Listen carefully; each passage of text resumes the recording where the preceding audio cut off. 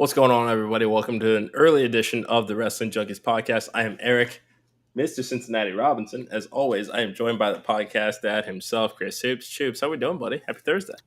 Why are we early, Eric? Because it's Thursday night and the Bengals are we're not the same allegiance when it comes to football. So I got make sense. It's not personal. That's fair. Yeah, I'm business, okay so, with it. you know. I'm okay with it. I'm a little rushed and I'm a little flustered, but we can go. Okay, well, Johnny Van Frank makes me flustered all the effing time, and here I do just fine. Oh, did you hear the news about Johnny? Did you? No. Folks, we have a treat for you. Tomorrow we will be previewing AEW. Is it Full Gear? Full Gear. Yeah. Where are you going with this? Unfortunately, I have to miss the show. But you will be joined by a huge replacement in Johnny Van Frank. I hope you are ready to preview a very fun show with a very fun man. So get excited. Come on, seriously? Scheduling issues, man. But he stepped up to the plate. I appreciate him. Fine. We appreciate him. Yeah. And it's gonna be a great show tomorrow. Please tune in. Please tune in. Fine. This will be fine. This will be fine. This will be fine. Okay. It's gonna be a great show. I'm excited. I am excited. Turnabout's fair play, I guess. Okay, fine. Anyway, we got a great show for you guys today. As always, hit that QR code in the top left corner. Like, share, subscribe. Help us to get those numbers up. We've been seeing an outpouring of support for our interview with Brian Baum. And quite frankly, if you've not had a chance to check it out, what the hell are you waiting for? Okay, go to our YouTube channel. The QR code's right there. You'll know exactly. It's right there. It's right there. Yeah, see, he's got it. Right there. Yeah. I don't even want to try to bother and point at. See, okay, yeah, right there. Like, see. Anyway, yes, Full Gear is this weekend. The pay-per-view for AEW in 2020. It was a Wednesday night. Fair to say. Yeah. It wasn't. Again, and I think we said about NXT, kind of a ho hum show this week. Excuse me. We had, the main event was, it was crazy. I think it was fun for what it was. It wasn't anything too outlandish, but other than that, like nothing really major happened for me. And yeah, I mean, this is one of the cards that, again, I think we've said it before, where it hasn't been built kind of the best, but I have faith that AEW will deliver. But yeah, this build hasn't been the best. Yeah, I mean, as always, and when it comes to weekly TV, we're not going to go through match by match. That's what our lovely ticker is for. But I do want to pick out a couple of things from the show as a whole that I think needs to be touched upon. Now, Jon Moxley, Wheeler Yuta defeated Orange Cassidy and Hook. Jon Moxley will be challenging for the International Championship this Saturday at Full Gear. Did this tag team match do anything to make you more excited, less excited about this match, or neutral? So the only thing that stuck out to me was when Orange Cassidy did the Orange Punch and it didn't work. So, True. Like Moxley knows selling that kind of, do we see kind of a heelish side of Orange Cassidy come out to regain this champion? So that was a little bit of intrigue for me, on a go home where, hey, is he too weak to deliver a strong right hand? Is he going to put something on his right hand, as in like Nux or something like that? Like, so that one intrigues me a little bit, because I don't know if they're going to go back to Moxley, because the title has flip-flopped so much. I mean, and it's been due to injuries, but maybe they want to kind of keep it on somebody for a minute. So that's a little interesting for me. Yeah, and obviously I want to save my actual prediction of this match for our Johnny show tomorrow. He's got opinions. I hope you're ready. No, You no, no, no. It's going to be a good thing. He is a guest on your show. You got to remember that. It's not his show. It's your show. He will be respectful. Taco Tully was a guest on his show last week, and Well, that was his show. But you are running the play. You're Joe Burrow. Let me put it into terms that you will I understand. wish I were Joe Burrow. No, that's yeah. Honestly, yeah. No. I wish I had Joe Anyway, Burrow's money. Yeah. yeah, me too. Realistically, I get the question I have for you. I'll save the prediction. Could a heel Orange Cassidy character even work in pro wrestling? I don't think so, but I think an Orange Cassidy with a little bit of an edge would.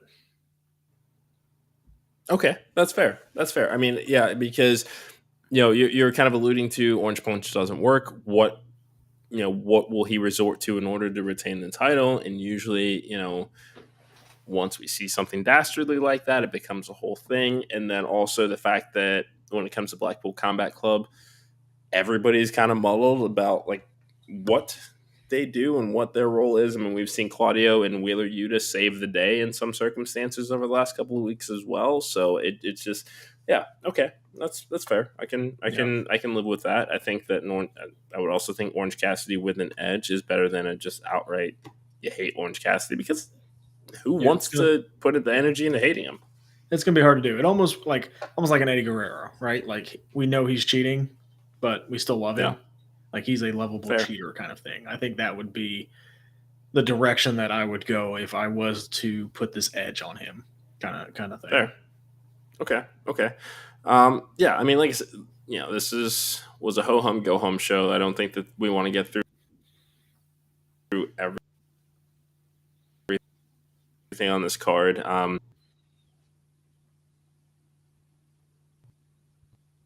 Couple of other things that stood out. Just MJF as far as being his tag team partner for team title match at Full Gear for the Ring of Honor tag team titles. Sounds like this will be on the buy-in and Max is probably going to main event. What the hell are they doing with Joe, bud? I think they're trying to lead you into a direction to say he's the devil.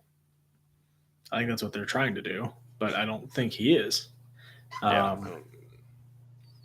The whole thing is I will team up with you, but you have to give me a title shot. So that's his motivation. Sure. He's trying to play on MJF being desperate enough to make him his tag partner. And, with that, it's, hey, I'll tag with you, but you have to give me a title shot. When you make the deal, he goes in there and then he walks out. It's not, hey, we will win the match. It's, hey, I will be your partner. Yeah. So, and at this point, I'm ready for MJF to drop these tag titles. Almost called him a belt, pal. I'm ready for him to drop the tag titles. Hold your pants up, pal. So, and the Guns I think is a good team to hold them. As irrelevant as these titles are, I think. But I'm kind of done with this whole him being the tag champion angle, and let's focus on the world title, please. Yeah, that's a good point. Kane and Daniel Bryan were each respectively the tag team champions, even though they were a unit and they pulled that off better. I mean, we can't get over. I mean, it just is what it is. Injuries did not help the storyline. Unfortunate turn of events as far as Adam Cole and the ankle. I appreciate them trying to continue it, but yeah, it's not really doing like I would much rather enjoy the MJF storyline of there are a lot of people that want that championship, and they've made it clear over the last few weeks, and that's something that we're not really seeing. And if we look at WWE, we're not seeing a bunch of people saying, "Oh, I want to be the world heavyweight champion," or "Oh, I want to dethrone Roman Reigns." It is all focused on one, maybe two people that are kind of just in that orbit of the champion. But much like Stone Cold Steve Austin said, if you're not getting into the wrestling business to be the top guy, why the hell are you here? If you like, why do you want to be here if you don't want to be world champion? Like, at least have that motivation. The powers that be can decide, hey, this is not how we see you. But if you don't have that motivation, then what's this all for? So, I know that we give a lot of grief to Wardlow as far as we've seen it all before. Can we really put that jetpack on him again and see if they can try again with him and things like that? But nope. Nope. Can I finish? Go ahead. It's a preview for tomorrow, ladies and gentlemen, because Dick Weed Van Frank's going to do the same thing to me. Anyway, I said what I said. If he wants to say something about it, I was very nice to your guest. You need to be nice to mine. were you? When we did the podcast, I was nice. Some people on the internet don't think that you were so nice to him. That's fine. I did not disrespect him and call him a mean name, did I? That's fair. Yeah. Okay. Fine. Apologize. Wait, you got to be kidding me, right? Apologize. Apologize to Johnny and apologize to the audience, please. You can go the Vince McMahon route. You know, I'm CM Punk. You can be Vince McMahon. Say you're sorry. Come on, I know it's in there. I am so sorry. You're breaking out. Are you breaking out the dad voice on me right now? Like I've never actually seen this thing. No, you're not even close. You are not even close. Fine. Good. Fine. Say you're sorry. Sorry. Anyway, now that I've said that, see how easy that was. Anyway, look, realistically, like I said, I am much more invested in multiple people want the world title off of MJF, more so than tag team championships. You know, we'll save the previews for tomorrow when Johnny is on the show. But that's what I've got to say about Samoa Joe. How about them Young Bucks, bud? What about them? Exactly. Like they had a good match. It was a good match. Let me start this by saying I love the Young Bucks. I really, really do. This heel turn feels weird. Now, I enjoy heel Young Bucks a lot. This just, I don't know. This just doesn't sit right in my soul here. Well, this whole feud's weird. I don't really understand it with Jericho and Kenny Omega and the Bucks. Like, I'm not. I don't understand why this is on the card. They've had the number one contendership for a while. I don't know why they're not using it. It's not like it's a Money in the Bank kind of thing, right? Like, why aren't they in the 4-way? Yeah. Wouldn't that make sense? I mean, realistically, when you think about it, and I know that we're, don't give a prediction, but here are the teams in that match. Starks and Big Bill, obviously. Rush and Dralistico, FTR, Kings of the Black Throne. Outside of the champs, which team would you boot in order to put the Bucks in? Probably Rush and Dralistico. Like, they haven't been on Dynamite, have they? I mean, only recently have they shown back up. Yeah. But the Young Bucks are supposed to be your top tag team. So, why? Again, why isn't it Big Bill and Ricky Starks versus the Young Bucks? Like, that doesn't really make sense.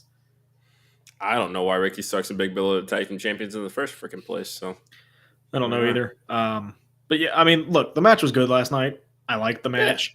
Yeah. I think Commander is really, really good. I was very impressed. I think he kind of stole the show last night overall. And it was a good, it wasn't just the Young Bucks versus the Lucha Brothers again. I thought Commander added kind of that different element into it. So I thought that was pretty fun.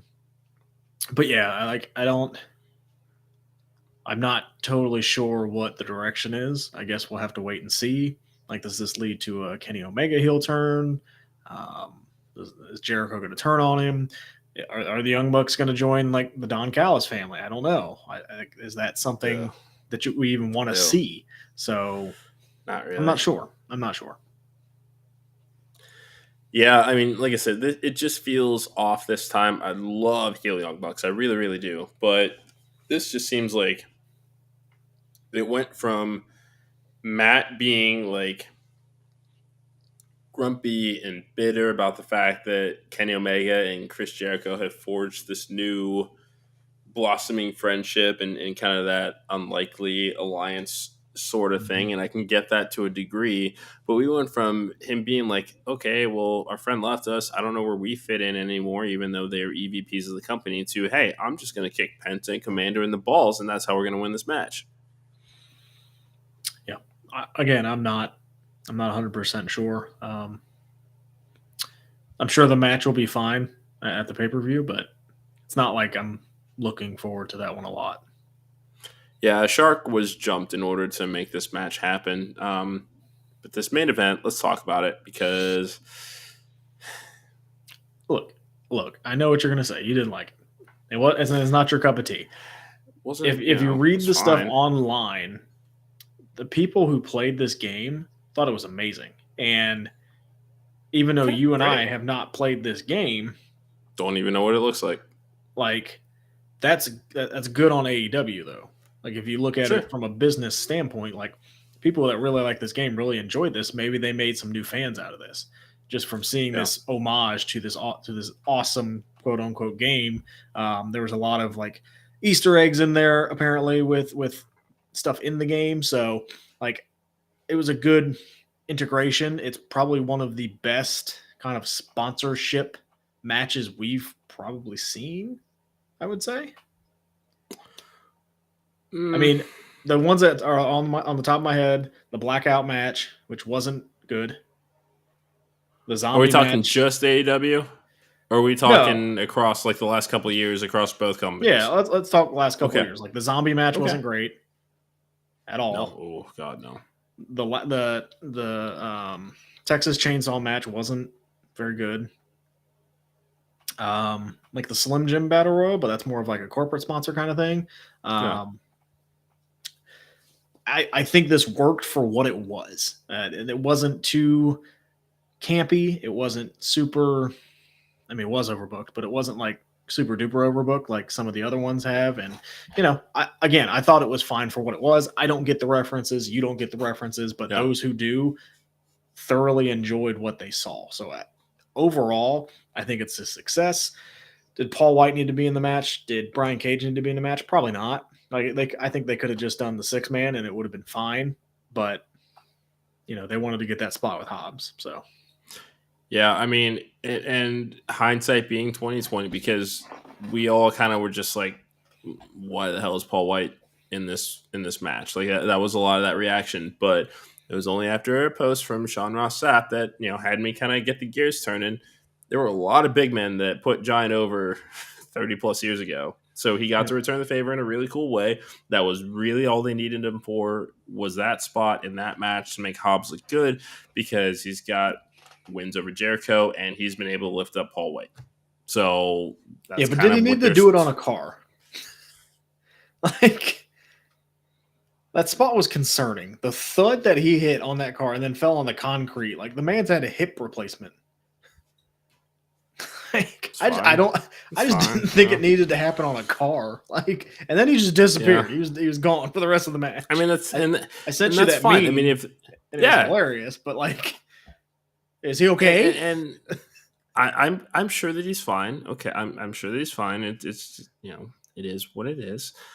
But yeah, I think my thoughts on this match are this: if people that play the game know the Easter eggs, like had fun with it, like great, absolutely. It definitely wasn't my cup of tea. I think that because we look at AEW and WWE so differently, and what they do and what kind of like what they bring to the overall table that is the world of pro wrestling, that I just get the impression, and I could be wrong, but these are just my thoughts.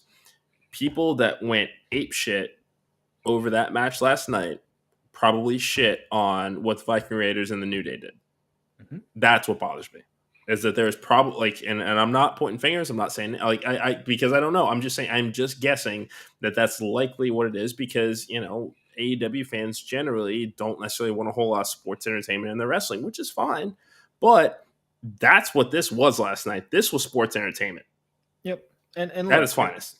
that's just the tribalism in wrestling. Like the same people that are on that side and you got the fans on the WWE side. They're going, oh, that's what happens when you give Punk a live mic. You can go back however many years, and you could say the same thing about giving Shawn Michaels a live mic, and they thought it was the best thing in the world when it clearly wasn't. So that's just the don't let him wear tribalism. bicycle shorts Ever. or cut a promo on a pre-taped Undertaker. But yeah, like I was listening to Post Wrestling again, and there was an interesting point that was brought up. If you're Tony Khan, and we've seen a couple of quiet, not releases, but not people or people not re-signed. Like Butcher and the Blade are gone, the Bunny's gone, right? Do you re-sign Paul White?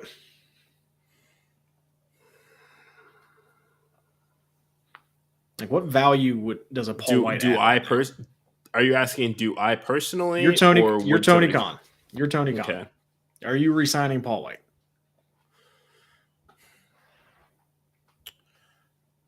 Probably not. And then again, I also don't know what he does behind the scenes as well. That may have some factoring into it. He does. He does a lot of like the charity work, and he does a lot of like going to the children's Yeah. hospital and that kind of stuff. But There's some brand ambassadorship PR stuff that I can still do with him that would Yeah. still be great. The problem is now that we have phased out Dark and Dark Elevation, I don't need a commentary team for those two shows, and I'm pretty happy with what I've got on Dynamite, Rampage, and Collision. Probably not. I can just see some of those signings, like a Paul White, like a Mark Henry, just kind of again quietly not being re-signed. Which would be perfectly fine because WWE has some Hall of Fame classes to fill out. Well, that, and I think that those two would be great in a performance center as like a coach. I really do. God, Von Wagner could really use one of them. Either one. It doesn't really matter who. Yeah.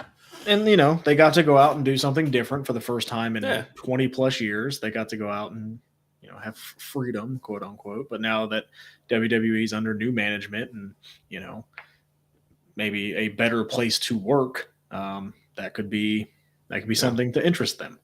And then the final thing I have on this match, after Dynamite went off the air, Tony Khan tweeted out that Kota Ibushi is all elite. Your thoughts? Oh, I think you froze up a little bit. You still there? You got me now? Yeah, okay. I'm here. All right, I got you. I'm here. I got you. Sorry, you froze up. Yeah, no, no, it's fine. I think, I mean, this is fine. Like, was anybody really thinking that he wasn't going to be at some point? Like, it is what it is. I mean, I would prefer this over, and I think that it also, because there's also been the announcement of, hey, there's going to be a major signing this Saturday, and they're going to sign their AEW contract. It takes some of that speculation out of who it can potentially be. So AEW is playing WWE and trying to be like, let's not get our hopes up over somebody that either is already signed or is not going to come in. Yeah. And I think if you save him as like a special attraction kind of thing, it'll work. Where he comes in every once in a while. Like, I don't need him to be on the weekly television. I don't think he's healthy enough to do that. Not healthy enough, but I think, you know, Father Time does no jobs, right? And he's had a very fast and hard career. So, it's interesting you say that because I think Will Ospreay's off the table for that signing next week because he's technically still under contract until February. Yeah, that's until New Japan. Yeah. So, like, I think the only one you're doing is Mercedes. I hope so. I like, if it's not Mercedes, who would it be? And if it is, like, is that a big enough deal to do that on a pay-per-view? I would say so in a heartbeat. I'm saying if it's not Mercedes. Oh,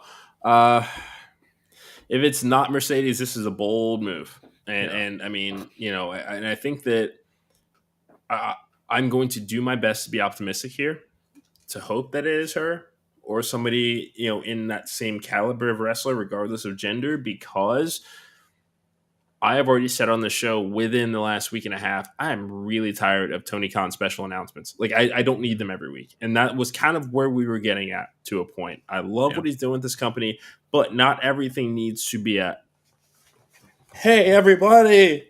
Yeah. Hey, you guys. Kind of thing. Yeah. Yeah. Like, and you know, an interesting thing that I read is like a lot of the WWE releases, they're still under that 90-day no compete. So it's not going to be any of them. And like, it has to be Mercedes, or I think this is kind of a flop. Like, I don't know who else it would be minus CM Punk. Like, I don't know. We'll And I find mean, out. several We will sources find have confirmed that he's not the devil. So, I mean, just because he's not the devil doesn't mean he might not patch things up. But if he had, we would have heard about it because that's kind out. of how it went the last time. So, It's going to be so crazy when it's Vince McMahon or Shane McMahon. Be I hilarious. guess That'd be hilarious. yeah, it's fine. All right, so we talked about the main event match. Are you ready to talk about the main event angle? Because I have a hot take, baby. Are we talking Max and Max Jay? and Jay. Yep. Hit me. I am not a fan of babyface MJF. It's getting long in the tooth. I think it was good when he had Adam Cole to play off of and kind of still did that sinister thing, but this whole, kind of showing himself and being that emotional, baby face and really letting everybody in, like, I just think he was so good as a heel that I don't. Yeah. I'm not. I miss it. I'm not rooting for him this Saturday. I think that's kind of defeated the purpose of what they wanted to do. Like, yeah, like this whole feud has just kind of been blah. Like, I don't like that Jay White still has a title. Like, is he going to come out Saturday with the title? Because it's been over a month now. Like yeah. I'm not a fan of that. I don't think Jay White's going to win. And probably not. Again, I think it'll be a fine match. I think it'll probably be one of the better matches of the year we've seen because MJF has gotten really, really good in the ring, and not a lot of people talk about that. Like, he has improved so much. And Jay White in a, I assume it's going to be like a 30-minute match. Jay White is great at having very long matches and telling stories throughout matches. That I think this match will be really, really good. I don't want people to get mistaken on that. Like, I think this is going to be a great match. The story leading up to this match has not been very good, and I want MJF. I want heel MJF back so badly. Yeah, and you have to think that had Adam Cole been around the story, like, it probably wouldn't be Jay White in this spot at Full Gear had Adam Cole not gotten hurt. Got to get, you have to work with what you got. I get that, but yeah, MJ, like, that is one guy, much like Ric Flair, better as a heel, much better as a heel. Yeah, kind of like a Charlotte, kind of like a Miz. I just kind of prefer them as a heel. Like, can he do babyface? Yes, and he can, and he's been good at it. And it's good to kind of show that range of character that, hey, I am capable of doing both. Yeah. But when you're so good at being a just a shit heel, like, like, do that, like, and you finally got the title, and we were so ready for this just heel run with this arrogant guy with the title, and it only lasted a couple months. Weeks, maybe. Yeah, I mean, it wasn't. We went from him wrestling like what would have been once only every couple of months to the Friendship with Adam Cole, Strange Bedfellows. We know that we're going to get that match. All in, great. They could have ended that story there, but there is chemistry between them. So I admire them for wanting to see where that could go. I love that they did. Adam Cole not being here helps. I know that you will not be on the show tomorrow night, but I at least want to give this. I think that the Kingdom will get involved in this match. Probably. They'll probably, I think the Acclaimed will also get involved and help kind of neutralize Bullet Club Gold. So overbooked to perfection is basically what we're thinking here. Yeah, pretty much. And one kind of hot take question again that we'll end the show with. I'm getting pretty good at that. Just kind of ending the show on one big question. Maybe that should be a segment. Yeah. Just spitballing ideas live on the show. Has AEW, and this one is kind of weird for me to ask, has AEW overexposed MJF? Because we were used to him being great question, kind of that part-time act where he wasn't wrestling that much. Now we see him wrestle almost damn near every week. Just because I don't want to be wishy-washy of it, I will say overall, yes. Slightly in parentheses here. Mm-hmm. Yeah, I I loved the unhinged unpredictability of heel MJF. Okay. We remember what he called Brian Pillman Jr.'s mother at TV a couple of years ago. There is no low he won't stoop. We heard the car accident story. There is no low that he won't stoop. That is the MJF that I am used to. And the fact that I have waited with bated breath every single week that MJF has been on my TV screen, just wondering when he's going to do something that is going to be so unpredictably twisted that it's like, oh, we shouldn't have trusted him in the first effing place. I need that MJF back because he didn't need to be on TV every week. But when he showed up, it mattered. That's the point I was getting to. Now we're seeing a lot of the backstage. Yes, we are seeing a lot of the backstage segments. We had seen it like the hunt for a tag team partner. That was something WWE would have done with 3 hours of Raw. And that's, again, when we talk about AEW wanting to be the alternative, they're adopting a hell of a lot of sports entertainment this year. Like that's just my opinion. And some people, it's whatever. They may think I'm wrong with it. That's fine. Got to get a TV deal. I think that they have, And I mean, if we're talking dollars and cents, then I guess having MJF on TV every week is doing that to a degree. I don't know. The attendance numbers haven't been great, so it's kind of a mixed bag. Yeah, I mean, but there is a difference between attendance numbers and what the ratings themselves are doing. Yeah. And I know that we're not a ratings show or podcast. That's what WrestleNomics is for, and absolutely love listening to them. But yeah, I mean, I think overall, if I have to answer the question yes or no, just because I don't want to be wishy-washy about it, yes, this babyface run has overexposed MJF. I enjoy the fact that we're getting to see a little bit more about Max Friedman, the person, especially in his Twitter account and stuff. There's been some sentimental family-related stuff, and he's kind of let that layer down, and then talking about all of his work on the Iron Claw, and now he's listed as an executive producer in the movie, like doing all of this stuff. But the way that you have built him for the last 4 years before this, I am so important that it doesn't matter because his character is so bloody brilliant that he didn't need to be in the ring. Like, he didn't need to wrestle every week. All he had to do was get a microphone and go talk for 10, 15 minutes. And he's made his money for the night. He's talked people into the arenas. And maybe that's it.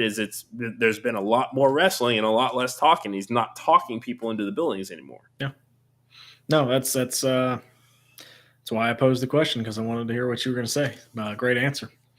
Anything else for us tonight, my friend? Not that I can immediately think of. Hold on. Hello. Yeah, Johnny, how are you? Yes.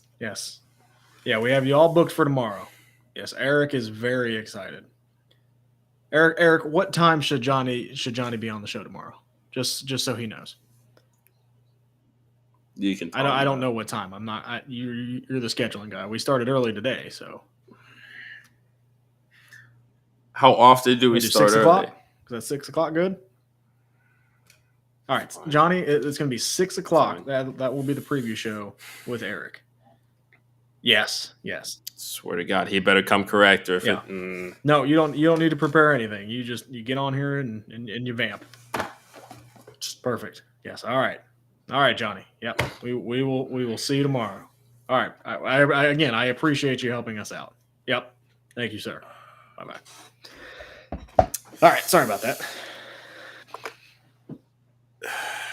Hey, go enjoy. Tyler, did you just tell that man not to be prepared for the show? Well, he was wondering if he needed to prepare any skits, any trivia. I told him no. I mean, I don't think you want any trivia tomorrow. I can't. I'm not doing. Mr. Cincinnati, go watch your Bengals. Totally was way cooler. Go watch your Bengals. Have a good night, folks. Thank you again for joining us. We enjoy what we do. We love what we do. Please follow us on the socials. We really do. Please go back and watch the archives. We have some great interviews. Please go watch those. I'm taking over as the host right now. I don't know why, but we appreciate everybody. And Mr. Cincinnati. You kind of just did it. Any final words? Say it. I know you want to. I know you want to. Who day? Who day? That I will say. Who day? All day. Okay. All right. Let's cut all the. Okay. I may not care for Johnny Van Frank, and quite frankly, he can. Nope. Anyway. Yeah. No. Be kind to one another. I may not care for Johnny, but I'll be still professional. respect Remember, him. we're a professional whatever. podcast. We are, but I'm not putting. I'm not dealing with this. I'm not doing this. I'm not doing this. Okay. For the podcast ad himself, Mr. Cincinnati. Remember to hit that QR code, like, share, subscribe, help us to get this numbers up. Like Chris said, we got some great interviews. We did just drop the definitive Brian Baum interview today. We've got 2 new episodes of Something Smart Taco totally making his debut and quite frankly knocked it out of the damn park. So that being said, join us tomorrow for the Full Gear preview show. We're actually going to go match by match by match. Hopefully, Johnny can keep up. He's only used to working 10 minutes a day anyway. But on that note, we appreciate your time. We love you. Remember, be kind. Your taco vibe attracts your taco tribe. We'll talk to you guys soon. This has been another episode of the Wrestling Junkies Podcast.